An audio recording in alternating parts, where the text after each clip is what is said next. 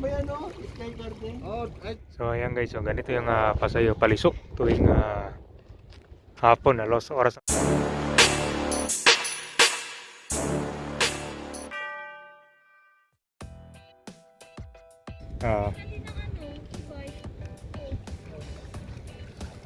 Ano isda yan, boss?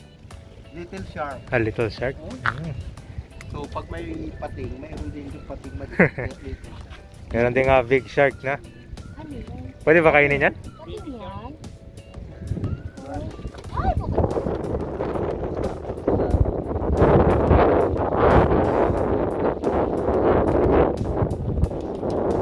Ano gagawin dyan sa little shark, boss? Kain. Ginagawang ano, Sinugbon. isda.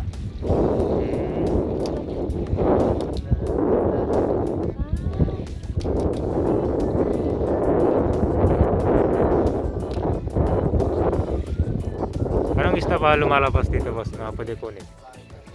Ito na, meron bangus dito? Wala. Kahit ano, isda na dito. Malapit na sa kuwan, nasa Palisok.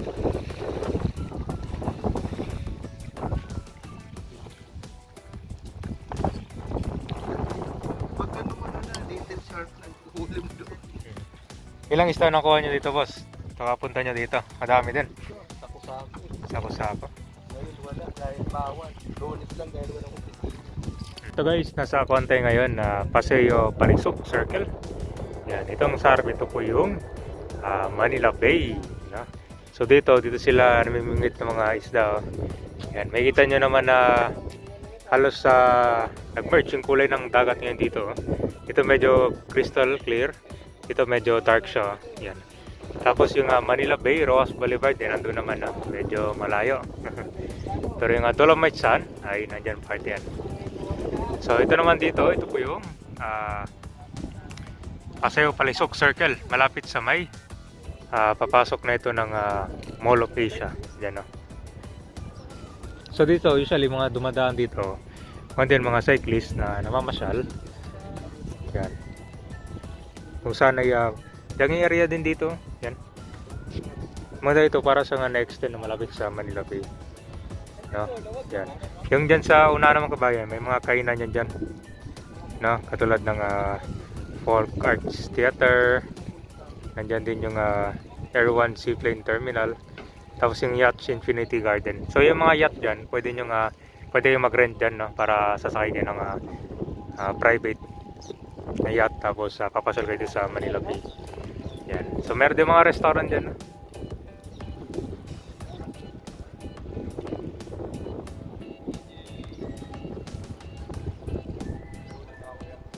So, dito sa kabilang side yun. Ito namang itong kon dito, itong kon guys. Mga bato, kita nyo may mga basura dito. Yan ay pag malakas yung hampas ng alon, minsan napupunta yung mga basura.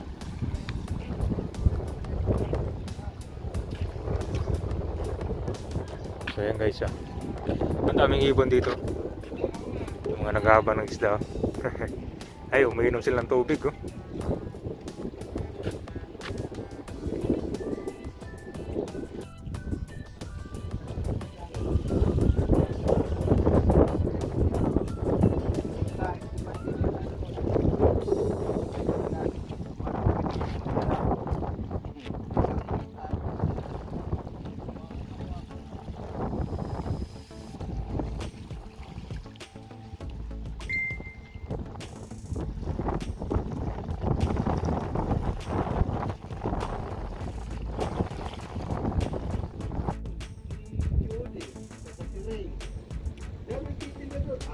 Nandun pa yung ngayon, dalanan. Yung kami galing eh.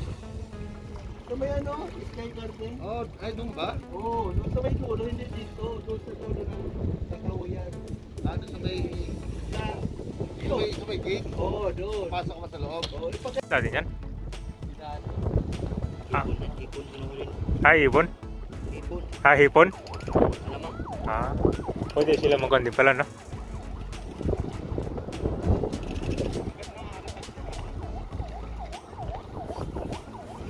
So ayan guys, so ganito yung Paseo Palisok tuwing hapon, oras natin alas 4 na ng hapon. Ayan. Ganda ng view dito, oh. Malinis yung tubig.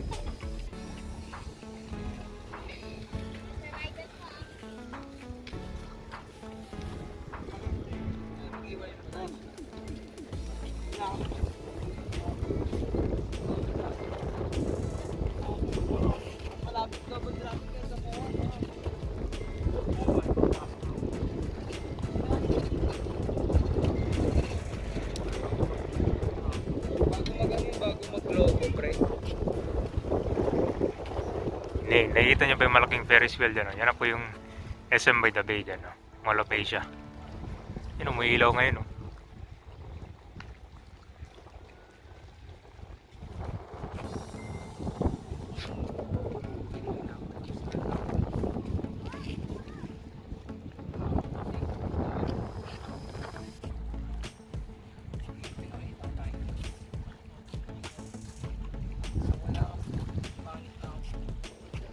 So ito guys, ito malapit na tayo sa may yacht area, no? Ito po yung Air One.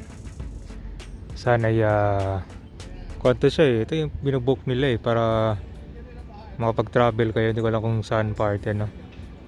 Air One Seaplane Terminal pala. Yan.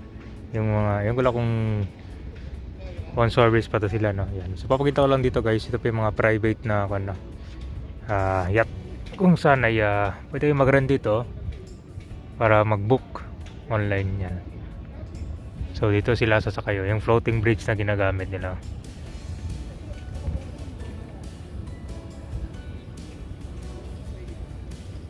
So itong nakikita nyo, ito po yung malaking breakwater para pag may malakas na hampas ng tubig hindi sila andito agad, hindi matatamaan dito sa area na. Ito malapit pa sa Paseo Palisok. Ito naman yung Hotel H2O, Manila Bay, malapit sa may Harbor View. Yan. So maganda ito, malinis din kasi ang maganda ito guys, malapit siya sa mga restaurant. Yan, yan po yung restaurant ng Harbor View. Although dito naman meron silang mga sari-sari store or mga tapsilugan dito. Yan, pag dinarito dyan po yung Quirino Grandstand.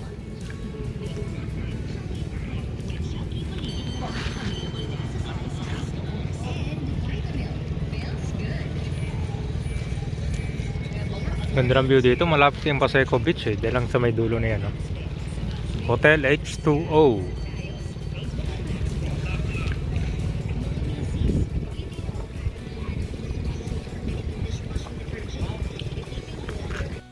Ito yung Quirino Grandstand ngayon, yan. So itong sarap, ito po yung pilahan ng free swab test, no, dito sa Manila. So 5 AM umaga, madaming nakapila dito. Ngayon lang tuloy-tuloy pa ito sila, no? So ngayon ito, jogging area din siya.